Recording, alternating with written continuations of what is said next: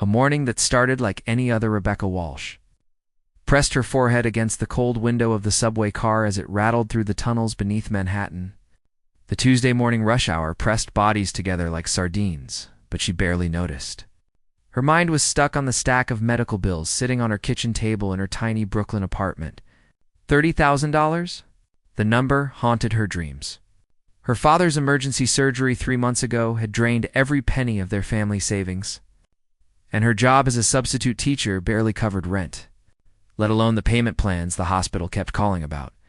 She clutched her worn leather portfolio containing carefully printed copies of her resume, teaching certificates, and recommendation letters from principals who had praised her natural gift with children. The job posting had seemed almost too good to be true. Private nanny position for 1 child. Upper East Side family. Salary that was triple what she made teaching. She had applied on a whim, never expecting the phone call 2 days later inviting her for an interview, stepping into a different universe. The Pierce building rose like a glass tower into the gray March sky. Rebecca checked her reflection in the polished lobby doors, smoothing down her navy blue dress that she had borrowed from her college roommate. The security guard directed her to the penthouse, and as the elevator climbed, her stomach dropped with each ascending floor. She had grown up in a working-class Irish Catholic family in Brooklyn, where her father drove trucks and her mother worked as a nurse. This world of doormen and private elevators felt like something from a movie.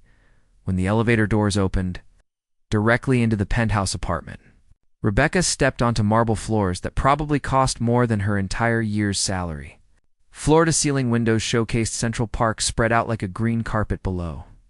Modern art hung on walls painted in soft grays and whites. Everything was beautiful, expensive, and somehow cold. Miss Walsh, thank you for coming. The voice belonged to Mrs. Chen, a petite woman in her 60s, wearing an elegant black dress. I'm the household manager. Mr. Pierce will meet you in his office. May I offer you water or coffee? Water would be lovely, thank you, Rebecca replied, trying to keep her voice steady. Her Brooklyn accent felt too loud in this quiet, refined space. Mrs. Chen led her through a hallway lined with photographs. Rebecca caught glimpses of a dark-haired man with a little boy, beach vacations, birthday parties, and then, noticeably, a beautiful blonde woman disappeared from the photos after a certain point. Her heart squeezed with recognition. This was a family touched by loss. The man behind the door, Nathan Pierce, stood when she entered his office. Rebecca's first thought was that he looked exhausted. Handsome, certainly, with dark hair slightly gray at the temples, sharp jawline, and intense brown eyes. But there were shadows under those eyes that spoke of too many sleepless nights. He wore an expensive charcoal suit with the tie loosened, and when he shook her hand, his grip was firm, but his smile didn't quite reach his eyes. Miss Walsh, please sit. I've reviewed your credentials. 5 years teaching 3rd and 4th grade, specialization in child development, volunteer work at a community center. Impressive. Thank you, Mr. Pierce. I love working with children. It's never felt like just a job to me. Rebecca settled into the leather chair across from his massive desk. Can I ask why you're leaving teaching? He leaned back, studying her with an intensity that made her feel like he could see right through any practiced answers. Rebecca, I made a split-second decision, to be honest. My father had a heart attack 3 months ago. The medical bills are overwhelming. I need a position that pays better. And honestly, I miss the one-on-one connection you can have with a child when you're not managing a classroom of 30. Something shifted in Nathan's expression. I appreciate your honesty. Let me be honest too. My son Oliver is 7. His mother, my wife Jennifer, died in a car accident 2 years ago. Since then, we've had 4 different nannies. Oliver's a great kid, smart, funny, but he's also still processing his grief. He can be distant, and he tests boundaries because he's afraid of getting attached and losing someone again. Rebecca's heart ached at the picture he painted. That must be incredibly difficult for both of you. The nannies we've hired have been qualified, but something was always missing. They treated it like a job. Oliver needs someone who can see past his walls. Someone who genuinely cares. Nathan pulled out a tablet and showed her a photo. A boy with dark curly hair and serious brown eyes stared at the camera, not quite smiling. He's in his room right now. Would you be willing to meet him before we go any further? I'd love to meet him, Rebecca said without hesitation. The boy who stole her heart Oliver's room was a 7-year-old's dream, built-in bookshelves packed with novels, a telescope by the window, Lego constructions covering every surface, and posters of planets and dinosaurs on the walls. The boy himself sat cross-legged on his bed, reading a thick book about ancient Egypt, his dark curls falling into his eyes. Oliver. This is Miss Walsh. She's here to talk with us today, Nathan said gently. Oliver looked up, and Rebecca saw walls immediately slam into place behind his eyes. Hi, he said flatly, returning his attention to his book. Rebecca didn't push. Instead, she walked over to his bookshelf, genuinely curious. Wow, you have the entire Percy Jackson series. Those are some of my favorite books. Have you finished them all? A slight pause. Yeah, 3 times. Which one is your favorite? I'm partial to the Sea of Monsters myself. Oliver's eyes flickered with interest. Really? Most people say The Lightning Thief. The Lightning Thief is great for starting the series, but the Sea of Monsters has Tyson. And I love that storyline about found family and loyalty. Rebecca sat on the edge of his bed. Careful to maintain respectful distance, Tyson is cool. Oliver closed his book slightly. Do you actually like reading, or are you just saying that? I actually like reading. Back home in Brooklyn, I have 3 bookcases full. My little brother Danny says I have a problem, but I don't think you can ever have too many books. You have a brother? Yeah, he's 15 and thinks he's way cooler than me. He plays basketball and gives me a hard time about always having my nose in a book. Rebecca smiled, and for the first time, Oliver smiled back, just a little. I don't have any brothers or sisters. Sometimes it gets lonely. Nathan, who had been watching from the doorway, felt something crack in his chest. Oliver never admitted things like that for the next 30 minutes. Rebecca and Oliver talked about books, his telescope, the solar system project he was working on for school, and his collection of fossils. She asked genuine questions and listened to his answers without checking her phone or glancing at her watch. When Nathan finally said they needed to let Miss Walsh go, Oliver's face fell. Does she have to leave?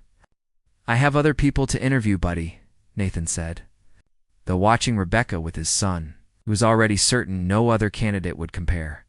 The offer she couldn't refuse back in Nathan's office. Rebecca felt the weight of hope and anxiety mixing in her chest.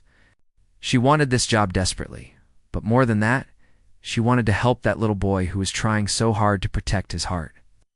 Miss Walsh, I'm going to be direct. I think you'd be perfect for this position.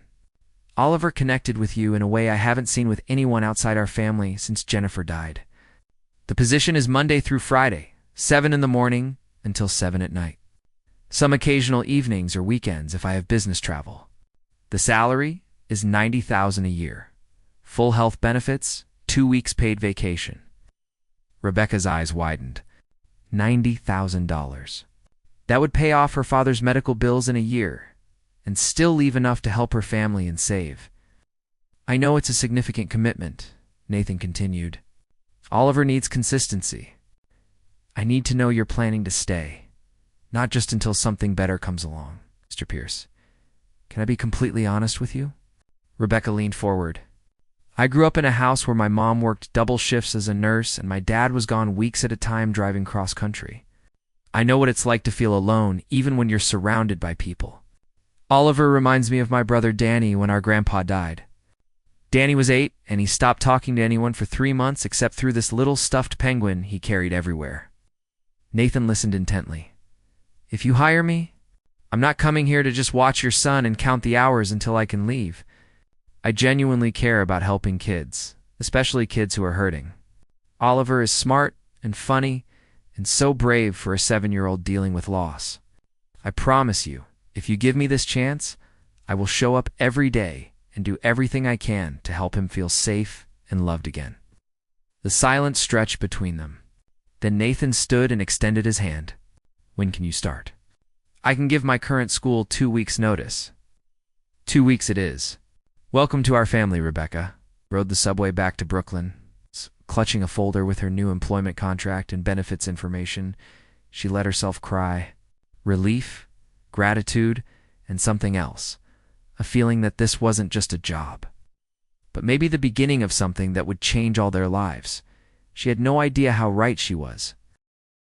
The first morning of something Nora Becca arrived at the Pierce penthouse at 6:45 on a Monday morning, 15 minutes early because her mother had always taught her that early was on time and on time was late.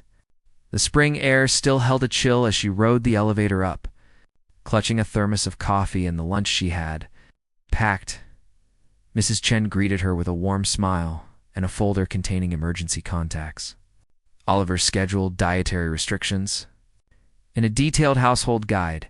Mr. Pierce left for an early meeting, but he wanted me to show you everything before Oliver wakes up at 7, Mrs. Chen explained, leading her through the kitchen.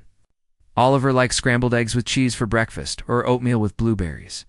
Nothing too heavy because he gets carsick if he eats too much before the ride to school. Rebecca took mental notes of everything: where the first aid kit was kept, how to work the fancy coffee machine that looked like it belonged in a spaceship, which cabinet held Oliver's favorite snacks, the Wi-Fi password, and the code for the building's gym and pool that she was welcome to use. "One more thing," Mrs. Chen said softly as they stood outside Oliver's bedroom door. "He has nightmares sometimes. About the accident, if he wakes up scared, just sit with him. Don't try to make him talk about it unless he wants to. Mr. Pierce usually just holds his hand until he falls back asleep." Rebecca's heart squeezed. "Thank you for telling me." When Oliver emerged from his room 20 minutes later, hair sticking up in all directions and wearing dinosaur pajamas, he stopped short seeing Rebecca in the kitchen. For a moment, she worried he had forgotten her, or worse, decided he didn't want her there after all. "You came back," he said quietly. "Of course I came back. I promised, didn't I?" Rebecca smiled. "How do you feel about scrambled eggs this morning?" Oliver climbed onto a stool at the kitchen island. "With extra cheese?" "Extra cheese coming right up." Learning his world the first 2 weeks were a dance of learning each other's rhythms. Rebecca discovered that Oliver was quiet in the mornings, needed exactly 7 minutes warning before transitions, and that he became chatty and energetic after school when he had burned off nervous energy. He loved science, but struggled with writing assignments. He could recite facts about black holes and the Jurassic period, but had trouble expressing his feelings in words. She also learned about Nathan's world in fragments. He ran a tech company that developed educational software for schools. He worked long hours, but always called at bedtime to say goodnight to Oliver. He was patient with his son, but hard on himself. In the evenings when he came home, Rebecca saw the tension in his shoulders ease when Oliver ran to hug him, and then immediately tighten again, as if he was afraid to relax. Afraid something else might go wrong. One Thursday afternoon, Oliver had a meltdown over a math worksheet. He crumpled the paper, threw his pencil across the room, and shouted, "I'm stupid. I can't do anything right." Rebecca didn't lecture or scold. She sat on the floor next to where he had collapsed, tears streaming down his face. "You know what? Sometimes math makes me want to throw things too. It's really frustrating when your brain knows what it wants to say, but the numbers won't cooperate. You get frustrated?" Oliver sniffled, looking at her with red-rimmed eyes. "All the time. Last week I tried to follow a recipe for banana bread and somehow ended up with banana soup." My brother Danny laughed for an hour. Rebecca handed him a tissue. "Being frustrated doesn't mean you're stupid. It means you're human and you're trying hard." "Mom used to help me with math," Oliver whispered. "She made it fun. She'd use M and Ms to show addition and subtraction." It was the first time he had mentioned his mother directly to Rebecca. "She sounds like she was really creative and smart." "She was the best." Oliver wiped his eyes. "Do you think she'd be mad that I have trouble remembering what she looked like sometimes?" Rebecca's throat tightened. "No, sweetie. I think she'd understand that memories work differently than we want them to. But you know what? Maybe we could make a special memory book together. We could put in photos and you could write down the things you do remember about her. The way she smelled, or songs she sang, or jokes she told." Oliver considered this. "Could we really do that?" "Absolutely. And maybe we could use M and Ms for math homework. As a way of honoring her creativity." When Nathan came home that evening and found Oliver showing him pages of a memory book they had started, with photos Mrs. Chen had helped them print in Oliver's careful handwriting, noting Mom smelled like vanilla and Lavender and Mom sang Beatles songs in the car. He had to excuse himself to his office, where Rebecca found him 10 minutes later with tears on his face.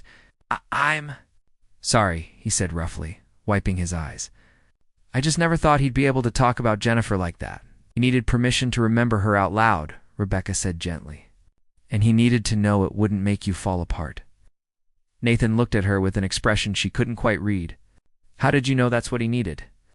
Because when my grandpa died, everyone in my family was so busy trying not to cry in front of each other that we stopped saying his name. It made the grief heavier because we were all carrying it alone. A Saturday adventure 3 weeks into the job, Oliver asked if he could see where Rebecca lived. Nathan had Saturday morning free and agreed to drive them to Brooklyn. Rebecca felt her stomach flutter with nervousness as they crossed the bridge into her borough. Her neighborhood was nothing like the Upper East Side. The buildings were older, the streets narrower, and bodegas and laundromats sat where luxury boutiques would be in Manhattan. That's my building. Rebecca pointed to a brick apartment complex with a colorful mural painted on one side. I live on the 3rd floor with my mom, my brother Danny, and my dad when he's not doing physical therapy. Can we go up? Oliver pressed his face to the car window. If it's okay with your dad, Rebecca said, glancing at Nathan. I'd like to see where you come from, Nathan said, and there was genuine curiosity in his voice, not judgment. The Walsh apartment was small. The living room, kitchen, and dining area were all one space. Family photos covered every available wall surface. The furniture was mismatched, but comfortable, and the smell of something delicious baking filled the air. Rebecca's mother, Grace, appeared from the kitchen. A woman in her early 50s with the same warm brown eyes as her daughter, wearing an apron that said Irish. I was cooking. Must be Oliver. Grace wiped her hands and crouched down to his level. Rebecca has told me so much about you. I hear you're quite the reader. Oliver, usually shy with new adults, smiled. I like books about space and dinosaurs. Well, Danny is in his room, and he has some pretty cool dinosaur models. Would you like to see? Rebecca can take you. As Rebecca led Oliver to Danny's room, where her teenage brother was indeed building an elaborate dinosaur diorama for a school project. Mr. Pierce, can I offer you coffee? I just made Irish soda bread. Please, call me Nathan, and I'd love some. Sitting at the small kitchen table with homemade bread and strong coffee, Nathan felt something shift inside him. The Walsh home was nothing like his penthouse. It was crowded and loud when Danny and Oliver started laughing about something, and the furniture had clearly seen better days, but it was filled with a warmth his home had lost. Photos documented every birthday, graduation, and holiday. A corkboard held Rebecca's teaching awards, Danny's basketball certificates, and crayon drawings from nieces and nephews. Becca is special, Grace said, watching Nathan observe her home. Since she was little, she's had this gift with kids. She sees them, really sees them, not just what they show on the surface. I've noticed, Nathan said, Oliver has opened up more in 3 weeks with her than in 2 years with anyone else. She told me about your wife. I'm so sorry for your loss. Grace's voice carried genuine compassion. I lost my mother when I was young. It leaves a hole that never quite fills, but eventually you learn to build around it. That's what I'm trying to teach Oliver. That we can miss her and still find joy again. And you, Grace asked gently, are you letting yourself find joy? Nathan was saved from answering by Oliver running back into the kitchen, eyes bright with excitement. Dad, Danny has a 3-dimensional model of a T-Rex skeleton, and he let me help glue some pieces. And Rebecca says they go to a street fair every summer where they have the best funnel cakes in the world. The almost moment that evening, after Nathan had insisted on treating the Walsh family to dinner at a neighborhood Italian restaurant where everyone knew Rebecca by name. They drove back to Manhattan with Oliver asleep in the back seat. The city lights reflected off the car windows as they crossed back over the bridge. Thank you for today, Nathan said quietly. It was good for Oliver to see that there are different kinds of families and different kinds of homes, and they're all valuable. Thank you for wanting to see my world, Rebecca replied. I know it's very different from what you're used to. Different isn't bad. Actually, I think my world could use more of what yours has. Authenticity. Warmth. He paused. connection. The air in the car felt charged. Rebecca was acutely aware of how close they were in the dark. Of Thiwe, his voice had dropped lower, of how easy it would be to lean across the center console. Nathan, she started, then stopped, unsure what she had been about to say. He glanced at her, and in the dim light from the dashboard she could see conflict in his eyes. Rebecca, I want you to know that you're not just an employee to us. You've become important. To Oliver, to me, her heart hammered. You've both become important to me too. They were pulling up to the building now. The moment was passing. Nathan cleared his throat. I should get him upstairs. Big day tomorrow. He has that field trip to the Natural History Museum. Right? The dinosaur exhibit. Rebecca gathered her bag. Professional distance sliding back into place. Even though everything in her wanted to reach for his hand, as she rode the subway home later, Rebecca stared at her reflection in the dark window. She was falling for Nathan Pierce and his son. She had crossed the line in her heart, even if not in action, and she had no idea what to do about it. School events and small revelations the following week.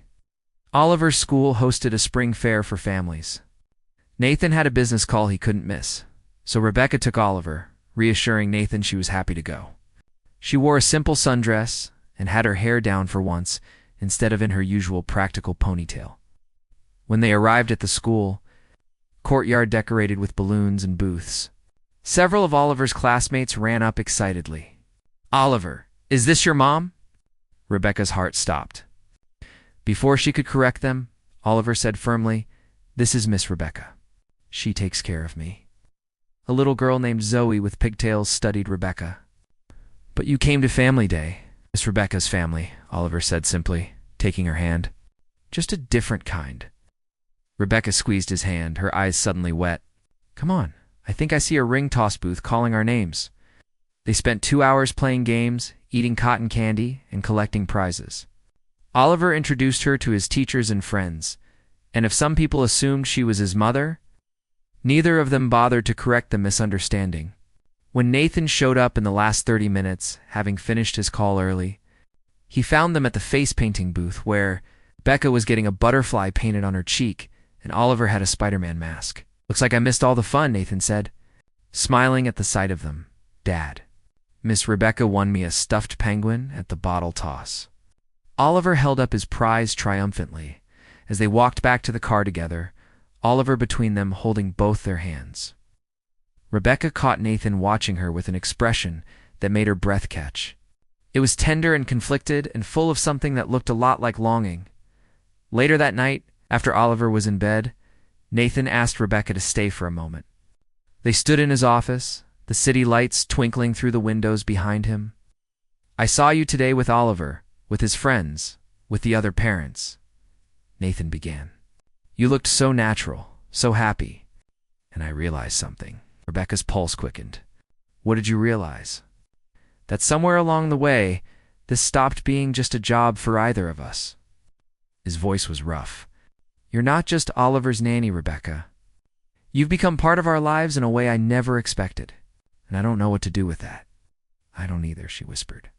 But I know I don't want to lose what we have. Neither do I.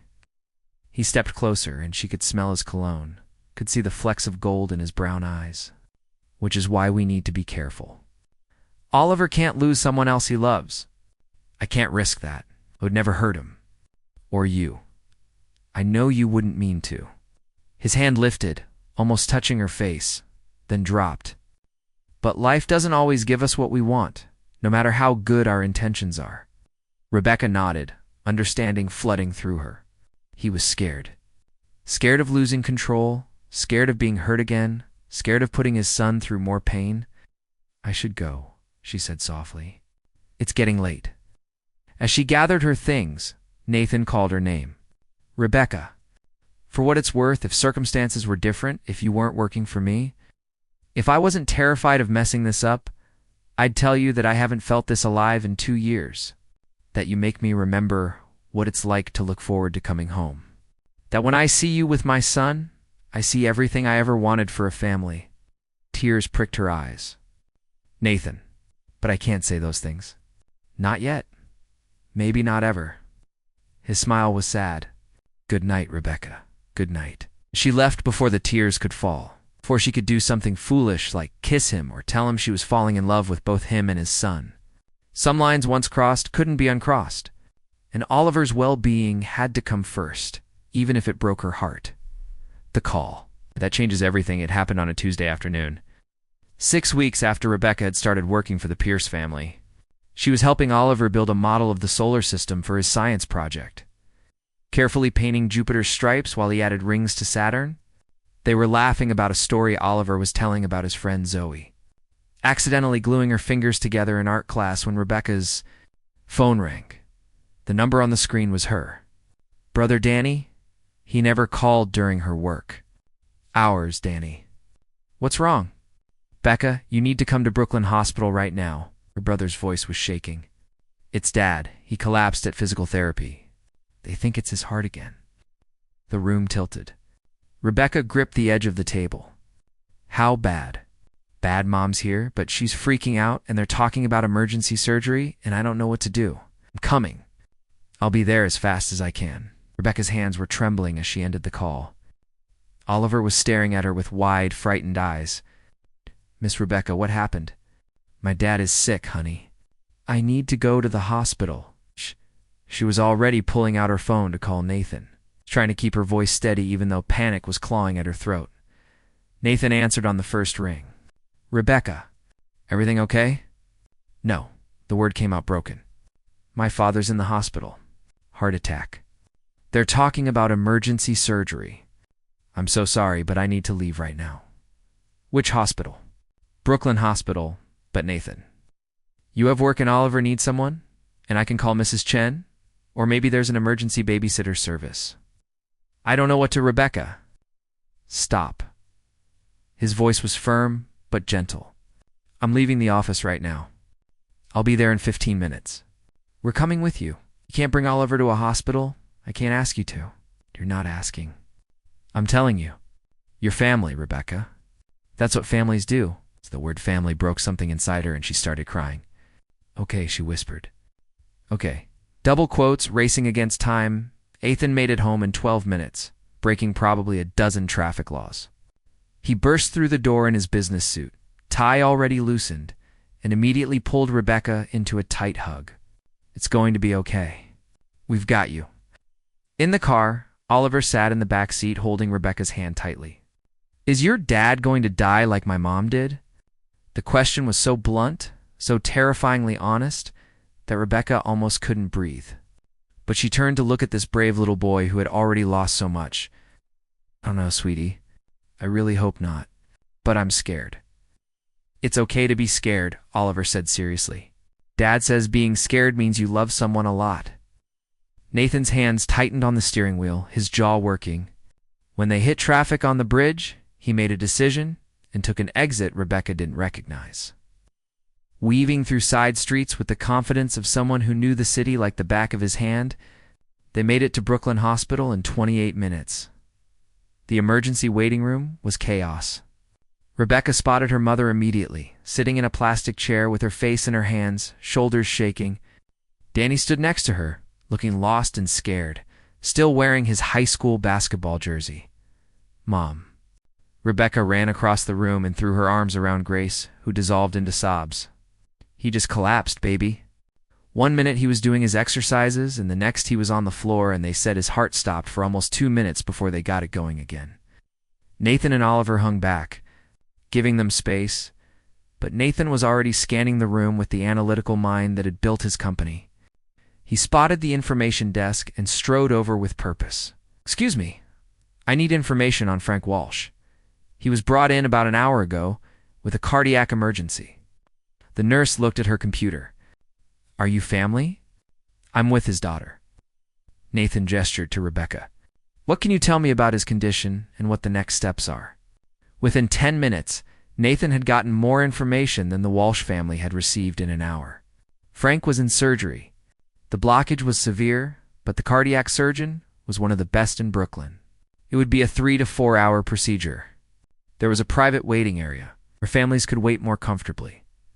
He guided the shell-shocked Walsh family to the quieter room, then disappeared and returned 20 minutes later with coffee, sandwiches, and juice boxes. "None of you have eaten? You need to keep your strength up." Grace looked at Nathan with tears streaming down her face. "You didn't have to do all this?" "Yes, I did." Nathan's voice was gentle. "Rebecca's been taking care of my son like he's her own. This is the least I can do." Oliver had curled up next to Rebecca on one of the couches, and she absently stroked his hair while staring at the wall, clearly trying to hold herself together. Danny sat on her other side, and Grace held her hand. They looked like what they were, a family bracing for the worst and hoping for the best. The long waiters crawled by. Nathan made phone calls, rearranging his entire schedule for the week. He contacted Mrs. Chen and asked her to pack bags for both him and Oliver. They'd need clothes for a few days. When Grace protested that they couldn't possibly stay, Nathan simply said, "We're not leaving until we know Frank is okay." At one point, Oliver needed to use the bathroom, and Nathan took him.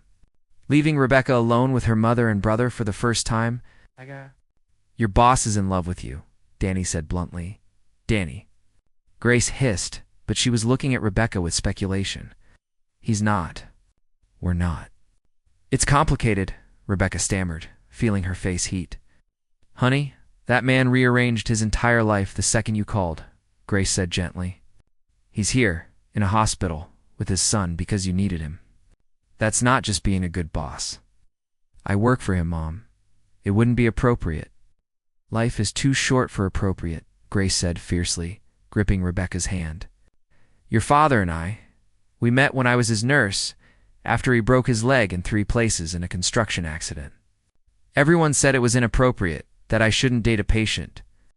But when you meet someone who sees you, really sees you, you don't let that go because of what other people think." Before Rebecca could respond, Nathan and Oliver returned.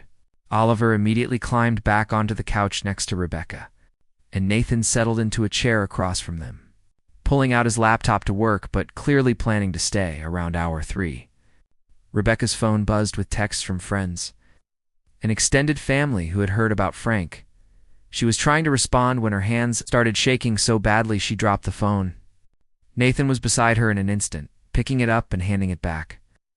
"Hey, look at me," he said softly, and when she met his eyes, she saw such tenderness there that fresh tears spilled down her cheeks. "He's going to make it. Your dad is a fighter, just like his daughter." "You don't know that. You're right, I don't. But I believe it. And I'm going to be right here with you, no matter what happens." Oliver, half asleep against Rebecca's side, mumbled, "We're a team. Teams stick together." The longest night DR. Rodriguez, the cardiac surgeon, finally appeared just before 8 p.m. They all stood up so fast it was almost comical. The doctor was a woman in her 50s, with kind eyes behind wire-rimmed glasses and scrubs splattered with what Rebecca tried not to think about. Mrs. Walsh. She addressed Grace. "Your husband came through surgery. It was touch and go for a while. We had some complications, but he's stable now. The next 24 hours are critical, but I'm cautiously optimistic." Grace's knees buckled, and Nathan caught her elbow, steadying her. "Can I see him?" "He's in the ICU and still under anesthesia. We're limiting visitors to immediate family only, 1 at a time and only for 10 minutes. He won't be awake until morning at the earliest." Rebecca went with her mother first, leaving Danny with Nathan and Oliver. The ICU was a maze of beeping machines and hushed, urgent conversations. Her father looked so small in the hospital bed, tubes and wires connecting him to machines that were keeping him alive. His usually ruddy complexion was gray, and the strong hands that had taught her to ride a bike and thrown her in the air, when she was little, lay motionless on the white sheets. "Daddy," Rebecca whispered, taking his hand carefully. "You scared us so much. But you're going to be okay. You have to be okay because Mom needs you, and Danny needs you, and I need you." Grace stood on the other side of the bed, holding Frank's other hand. "Your father is stubborn. He'll pull through out of pure spite because I told him if he dies on me, I'll never forgive him." They laughed through tears, and for just a moment, it felt like maybe everything would actually be okay. Truths in the dark, It was nearly midnight before the hospital staff convinced them that everyone should go home and get rest. Frank's condition was stable, and they'd call if anything changed. Nathan had already booked a hotel room nearby, refusing to drive back to Manhattan when they might need to return quickly. He'd gotten a 2-bedroom suite so Oliver could have his own space. Grace hugged Rebecca tightly at the hospital entrance. "You brought good people into our lives, baby girl. Hold on to them." In the hotel room, Oliver was asleep within minutes, exhausted from the emotional day. Rebecca stood at the window, looking out at the Brooklyn lights, still wearing the clothes she had put on that morning in what felt like another lifetime. She heard Nathan come up behind her. "How are you holding up?" "I don't know," she answered honestly. "I keep thinking about all the things I should have said to him. About how I took for granted that he'd always be there. It's going to be okay, Rebecca. And when he wakes up, you'll have all the time in the world to tell him everything." She turned to face Nathan, and in the dim light from the city, she could see the concern etched on his face. "Why did you do all this?" "You barely know my father. You could have just let me go and hired someone else to watch Oliver for the day. Is that really what you think?" Nathan's voice was rough. "That you're just replaceable? That Oliver and I could just move on?" "I'm your employee, Nathan. You stopped being just my employee the day you sat on the floor with my son and helped him make a memory book about his mother. The day you looked at him not like a problem to manage, but like a person worth knowing." Nathan stepped closer. "You stopped being just my employee the day I realized I was looking for excuses to come home early just to see you. That I was jealous of the hours you got to spend with Oliver when I was stuck in meetings. That I started imagining what it would be like if you were there, not because I paid you, but because you wanted to be." Rebecca's breath caught.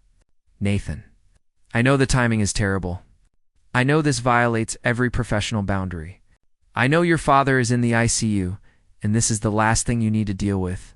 But life is short and fragile, and I watched you almost shatter today at the thought of losing someone you love.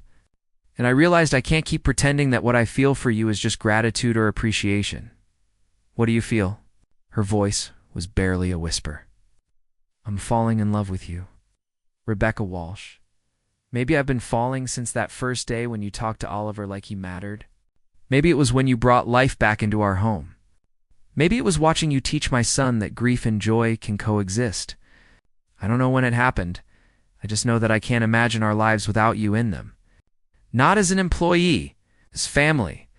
As more tears were streaming down Rebecca's face, "I've been falling too. I tried so hard not to because it felt wrong, like I was betraying your trust or taking advantage of the situation. But Oliver has become like my own child, and you've become someone I think about constantly. When good things happen, you're the first person I want to tell. When I'm scared, like today, you're who I needed." Nathan reached up and gently wiped her tears with his thumbs, cradling her face in his hands. "Jennifer will always be part of our story. She gave me Oliver and years of happiness. But she's gone, and I'm still here, and I'm allowed to find happiness again. She would want that for us. Are you sure?" "I've never been more sure of anything." He leaned his forehead against hers. "But we do this, right? We're honest with Oliver every step of the way. We take it slow. We figure out how to transition from employee and employer to something else. Because losing you would destroy us both." "I'm not going anywhere," Rebecca promised. "I love you. Both of you. You've become my family. We are your family." And then Nathan kissed her, soft and sweet and full of promise. And it felt like coming home. 6 months later, Frank Walsh stood in the Pierce penthouse, fully recovered and back to his stubborn self, watching his daughter dance with Oliver to music playing from Nathan's sound system. It was Thanksgiving, and both families had gathered together. Grace and Frank, Danny and his new girlfriend Jenna, Mrs. Chen and her husband, and even Nathan's parents, who had flown in from Seattle. The penthouse had changed in 6 months. Pictures of Rebecca with Oliver now joined the family photos. Her books filled half the shelves. Her guitar stood in the corner. The space felt lived in, warm, like a real home instead of a showcase. Nathan came to stand beside Frank, both men watching the woman who had brought their families together. "You treating my daughter right?" Frank asked, though there was no real heat in it. He'd seen how Nathan looked at Rebecca, like she was the answer to every question he'd ever asked. Better than right. Like she's the most precious thing in my world because she is. Good answer. Frank clapped him on the shoulder. You know, when she called me from the hospital that day, scared out of her mind, she mentioned how you dropped everything and showed up. That's when I knew. Knew what? That she'd found someone worth keeping. My Grace did the same for me once, back when I was just a broke construction worker with a broken leg. Sometimes love shows up in the most unexpected places, wearing the most unexpected faces. Rebecca looked over and caught Nathan's eye, smiling that smile that still made his heart skip a beat. Oliver grabbed her hand and spun her around, both of them laughing. Later, after dinner, when everyone was gathered in the living room, Oliver stood up with the confidence of a 7-year-old who knew he was loved. I want to make a toast, he announced, holding up his apple juice. Go ahead, buddy, Nathan encouraged.